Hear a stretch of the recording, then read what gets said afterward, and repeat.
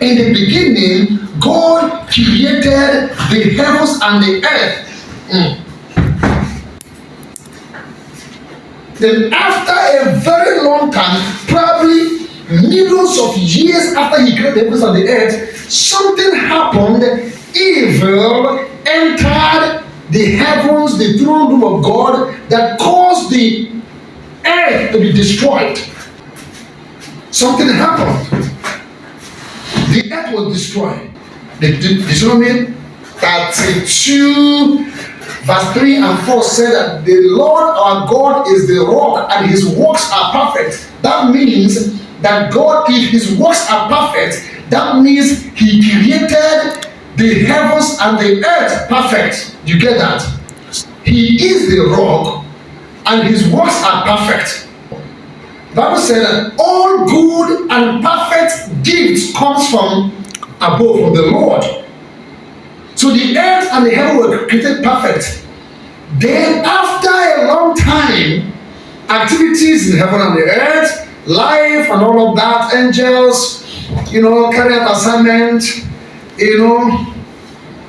things happening in all the galaxies of God, and the evil found its way inside the heart of Lucifer, who was created the most beautiful being that God ever created, filled with glory and power.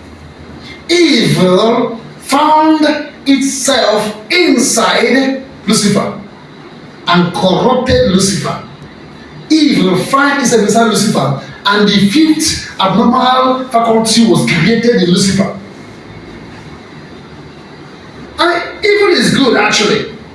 Evil is good because evil was created for a reason. Evil was created by God to balance the universal ecosystem. Without evil, there will not be any balance. The ecosystem of the universe will not be balanced. So evil was good. I want to understand that. Evil was good. It has a purpose to create a balance. I'm going somewhere. There's something I want to show you. Now, after the earth was destroyed, the Lord said, and the Spirit of the Lord was moving, it was hovering, it was brooding over the face of the waters in darkness. Another word for hovering, for brooding, was to meditate.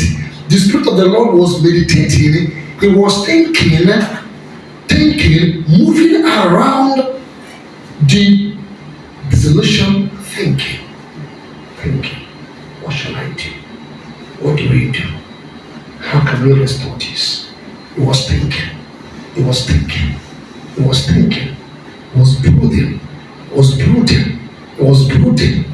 brooding until he figured out what to do. Get that? He figured out what to do, and the Father began to implement his thoughts. He figured out what to do. He engaged his mind. So anytime you find yourself in a situation that is unpleasant, engage your mind. Think. Focus. Concentrate. Think. If you start thinking and start asking questions, answer will start to come. You see, the universe is programmed such that the spirits of life are always there, including the spirit of darkness. They are always there. Anytime you focus your mind on a particular thing, you send energy signal. The signal that will be emanating from you will prompt and contact the spirit behind that thing, and it begin to come to you. That means if you are thinking about evil thing, the spirit behind that thought will be contacted, because you are transmitting, because man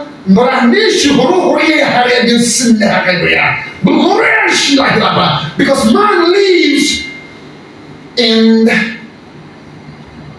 the spiritual, man lives in the infinite realm. Man is a spirit, so man transmits consciousness through his spirit to divine realms. So when you're thinking about a thing, your spirit man contacts the spirit behind that thing. And the spirit behind that thing will get drawn to you. That's why you find that when you're thinking about a thing, ideas about that thing begin to come. Have you noticed that? When you focus your mind about a thing, ideas begin to come, possibility begin to come. The more you think about those things, the more you get answers. Have you noticed that? If you focus more on those things, you start seeing possibilities. If you have a problem, you start thinking solution about that problem. The more you think about, the more ideas begin to flow. If you start to write them down, after writing them down now, you can now begin to process them. If you focus on that, you get the answer. Because you activated that, spirits behind that begin to come. And when they begin to come, opposing spirits will also start coming too. The spirit that will oppose you will begin to come. So possibilities will begin to come. Challenges will begin to come. It is now for you now to engage the second faculty of your mind, which is the intellect, to begin to process it. Because from the first faculty of imagination, they begin to come. They don't be flowing. They are not organized. But you begin to filter them.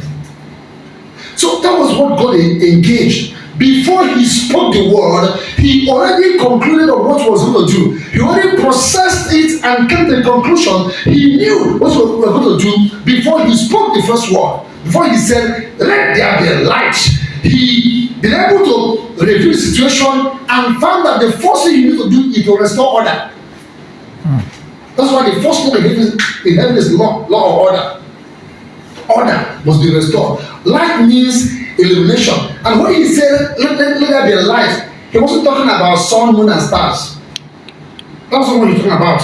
Because when you study further, you find that after some days, he created sun and moon and stars. You understand? So he was not talking about sun, moon, and stars when he said, let there be light. When he said, let there be light, he said, let there be illumination, let there be understanding. Let the elements begin to understand themselves again, and let the elements begin to understand God, voice of God. It was when he restored understanding that he spoke, they could be able to understand him and obey.